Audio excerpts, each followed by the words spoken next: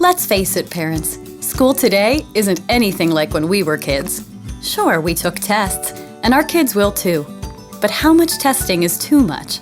And though we all want our kids to succeed, do they have to endure a minimum of 400 minutes of testing every spring to be deemed successful? Of course not. Parents across New York State already know that learning is complex and looks different for every child. They also know that tests reduce our children to numbers, data points, and measure only a tiny fraction of what's important, all while ignoring creativity, critical thinking, and teamwork. Despite repeated efforts to share concerns with leaders at the New York State Education Department, parents continue to see schoolwork and homework devoted to test prep. It's no surprise then that a record number of parents across the Empire State will again refuse to take part in grade 3 through 8 testing this spring, starting on April 1st. Though Regents exams required for graduation should not be refused, grades 3 through 8 ELA, math, and science exams can be refused without consequence to your child, the classroom teacher, or the school. Yes, you can refuse the tests, and you can refuse without consequence to your child, the classroom teacher, or the school. Getting started is as easy as writing a letter to the school principal and checking in with the classroom teacher, just to notify her of your child's intent to refuse the test with your permission. With a bit of advance notice, a majority of the time school officials facilitate test refusals in a comfortable way, allowing students to work in a separate location instead of taking the test, or to read at their desks while the test is given. It is common for schools to let you know that there is no provision for students to opt out. But you're not opting out, you're refusing. And in doing so, you're advocating for your child's best interests and exercising your constitutional rights as a parent to guide your child's education. That's right, you've got history on your side.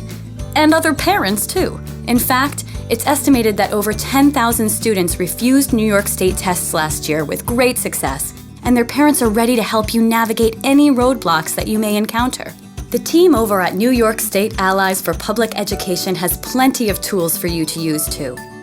After all, there's no good reason for your child to take grades 3 through 8 state tests. None.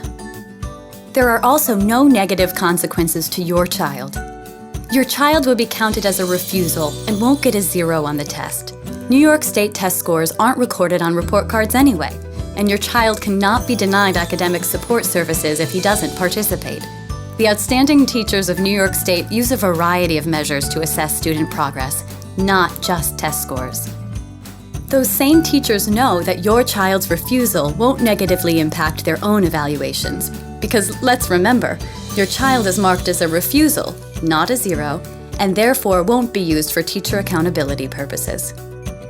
And there's more good news. Even though you may have heard that if fewer than 95% of students participate in state exams, your school's funding may be lost.